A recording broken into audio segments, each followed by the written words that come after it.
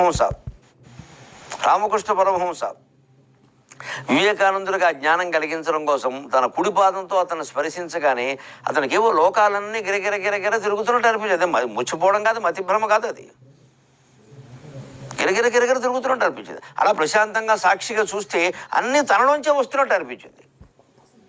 సప్త సముద్రాలు, సప్త కుల పర్వతాలు, లోకాలన్నీ తనలోంచి వస్తున్నట్టు అనిపించింది. తానేమిటో అర్థమైంది వివేకానందుడికి. అప్పుడు ఆయనకు అర్థమైనంత ఒకటే, తాను భగవత్ స్వరూపం. అయిపోయి ఇదేమిటి, నేనేదో నరేంద్ర అనుకుంటున్నాను, నాకేదో నలుగురు చెల్లెళ్ళు, అక్కయ్యలు, తమ్ముళ్ళు, అన్నయ్యలు ఈ గొడవలో ఉన్నాను, నేను ఇది కాదా, నేను ఈ శరీరం కాదా, ఇదంతా విశ్వం అంతా వ్యాపించిన మూర్తిని నేనేనా అని చాలా ఆశ్చర్యపోయాడు ఆయన. అందుకే బయటికి రాగానే ఆయన చేసిన ప్రతిజ్ఞ ఏమిటి, నేను ప్రపంచం అంతా తిరుగుతాను అన్నాడు ఆయన. ఎంతవరకు? Until the world shall know that it is one with God. ఈ ప్రపంచంలో ప్రతి ఒక్కరూ భగవత్ స్వరూపం అని గ్రహించే వరకు నేను తిరుగుతూనే ఉంటాను, మాట్లాడుతూనే ఉంటాను అన్నాడు. బతికిన 39 ఏళ్ళు, చివరి రోజు కూడా అదే పని చేశాడు. కృష్ణమూర్తి గారు అదే పని చేశారు. ఆయన 90 ఏళ్ళు బతికాడు, మహానుభావుడు. నేను ప్రతి వాళ్ళని men and women everywhere until the world shall know that it is one with God.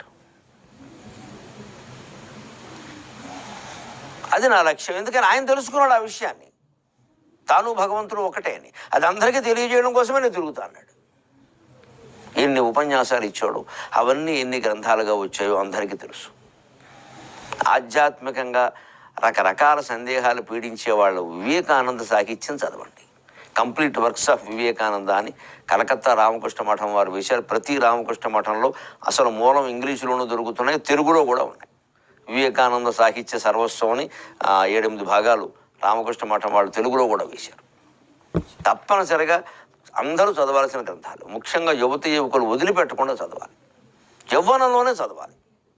ఆయన యవ్వనంలోనే చెప్పాడు ఆ ఉపన్యాసాలని. 25 ఏళ్ల వయసులో, 30 ఏళ్ల వయసులో ఆయన చెప్పిన ఉపన్యాసాలు. మనం 25 ఏళ్ల వయసులో చదవకపోతే 70 ఏళ్ళు వచ్చాక చదివి ఏం చేస్తాం? దేవుడు అనగానే వృద్ధాప్యాన్ని గెంటేయకూడదు. ఆవేళ దైవభావన పూర్వకాల ప్రజల్లో, భారతీయుల్లో అందరిలో జీర్ణించుకొని పోయి ఉండడం వల్లే 80 ఏళ్ల వాడికి కూడా గుండెపోటు వచ్చేది కాదమ్మా.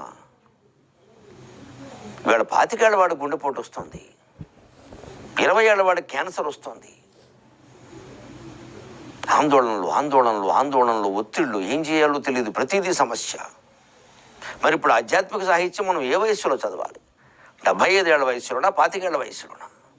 ఆలోచింతురుగాక మేరలు.